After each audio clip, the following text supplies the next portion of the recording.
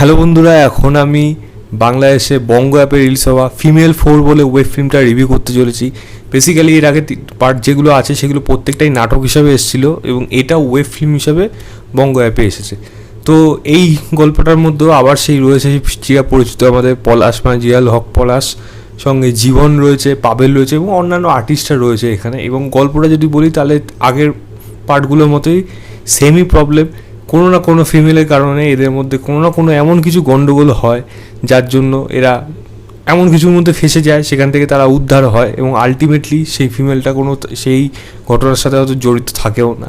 তো সিমিলারলি এই গল্পের মধ্যেও এরকমই একটা ঘটনা ঘটে, একটা মেয়েরকে টন্ডিটকিরি করা হয়, যেটা আমি লিখেছি থাম্বনেলে ডিস্টিং। তো এটার মানে কি, তো সেটা আলটিমেটলি গিয়ে সেই মেয়েটার যে বয়ফ্রেন্ড থাকে তাদের সাথে এদের একটা লড়াই হয়, লড়াইয়ের মধ্যে ঠান্ডা লড়াই হয়, তারপর অ্যাকশন হয়, সেই অ্যাকশনটা কোন পর্যায়ে যায় এবং আলটিমেটলি কি সেই মেয়েটার হাত থেকে বা সেই মেয়েটার কারণ থেকে বা সেই মেয়েটারই বা কী হয়। এবং আলটিমেটলি এরা এই দুটো মানে যে গ্রুপ হয়ে গেছিলো, একজন ঢাকা শহরে অন্য জায়গায় থাকে, আরেকজন হলে এদের এখানে থাকে।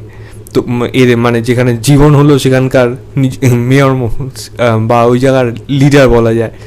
তো তারা কি এই ব্যাটারি গলি যেটা বলা হচ্ছে, তারা কি এই মেয়েটার বয়ফ্রেন্ড এগেনস্টে লড়তে পারে এবং এদের মাঝখানে কি আরও কোনো নারী আসে? এর থেকে বেশি জানতে হলে ওই বঙ্গ অ্যাপে গিয়ে আপনার এই সিরিজটা ওই ফিল্মটা আপনাকে দেখতে হবে। দেখুন, প্রথম কথা হলো এটা যদি আপনি দেখতে চান রীতিমতো টাইম পাস করার জন্য আপনি আরামসে দেখতে পারেন, আপনারা রীতিমতো এনজয় করবেন এইটাকে। এবং একটা জায়গা আছে, ওই জায়গাটা আমি রীতিমতো হেসেছি। মানে এই যে বয়ফ্রেন্ডটাকে এদের এখানকার লোকরা ফোন করে খালি গালাগালি দেয়, যে চার পাচ্ছে দিয়ে দিচ্ছে, বিভিন্ন জায়গাতে ফোন আসছে খালি। ওই জায়গাটা রীতিমতো আমি এসেছি, মানে কি গালাগালি দেয়নি, মানে যা পেরেছে তাই বলেছে। আমি রীতিমতো এনজয় করেছি। যদিও বলে রাখি, এটাও কিন্তু সে কাজল আরফিন অমিই করেছে। যে আগে আমি কাজটা দেখেছিলাম সেটা হলো অসময় বলে একটা কাজ, এটা আমার ভালো লেগেছিলো। তো এই কাজটার মধ্যেও কিন্তু সেরকম, আমি একটা জিনিস সেটা পরে বলছি, নেগেটিভ সাইডে আমি সেটা অন্য কথা বলছি, বাট এই কাজটার মধ্যেও কিন্তু সেই মজাটা, সেই ফান এলিমেন্টগুলো কিন্তু রয়ে গেছিলো। জীবন এই মানুষটিকে আমার প্রত্যেকটা কাজে ভালো লাগে। ছোট্ট যদি 5 মিনিটের রোল হয়, জীবন কিন্তু ফাটিয়ে দেবে। এই কাজেও কিন্তু সেই জীবন সেই আগেগুলোর মতো কিন্তু দারুণ ছিল। পলাশ সেই তোতলিয়ে কথা বলা ডান্সার, আবার সে সত্যি বেশ ভালো, বেশ মজার ছিল। এবং যার মেয়েটি বয়ফ্রেন্ড যে সেও তোতলা, সে আবার হাতে রিভলভার নিয়ে আসে, তো সে আবার তোতলিয়ে মানে ট্রেড দেয়। মানে কী আইডিয়া কোথার দিয়ে মাথার দিয়ে আসে, যাই হোক বেশ মজাদার ছিল। আমি থরলে কিন্তু এনজয় করেছি। 1 ঘন্টা 25 মিনিটের মতো বোধহয় ডিউরেশন আছে সিনেমাটার, ওই ফিল্মটার।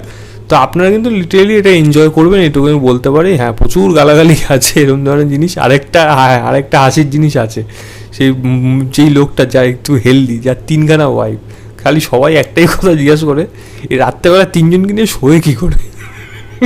আমি রীতিমতো যখনই আসছে ওই সিনটা, আস্তে আস্তে যতবার আসছে হাসির মাত্রাটা আস্তে আস্তে বাড়ছে, সেই ব্যাপারটা বুঝতে পারছি। তো এই মজাগুলো কিন্তু বেশ ভালো রকম রয়েছে। এই দুটো জিনিস আপাতত বললাম, আরও প্রচুর এরকম মজার মুহূর্ত আছে, আপনারা এটা দেখতে পারেন। তবে খারাপ দিকে হিসাবে আমি একটা জিনিস বলতে পারি, এটা সেই প্রেজেন্টেশন সেই নাটকের মতোই হয়েছে। এটাকে ওয়েব ফিল্ম বলা একেবারে উচিত না, ওয়েব ফিল্ম একেবারেই না, এটা নাটকই বলা যায়। এটাই জাস্ট এই ওয়েব ফিল্মটার নেগেটিভ দিক। আদারওয়াইজ এটা রীতিমতো এনজয় করার মতো সিনেমা। আমি বলবো গিয়ে দেখুন, দেখে আপনারা জানাবেন আপনাদের কেমন লাগলো। তো এই ছিল আমার ওভারঅল রিভিউ ফিমেল 4 ওয়েব ফিল্মটা। ভিডিওটা ভালো লাগলে লাইক, শেয়ার এবং চ্যানেলটাকে সাবস্ক্রাইব করে দেবেন। বাই।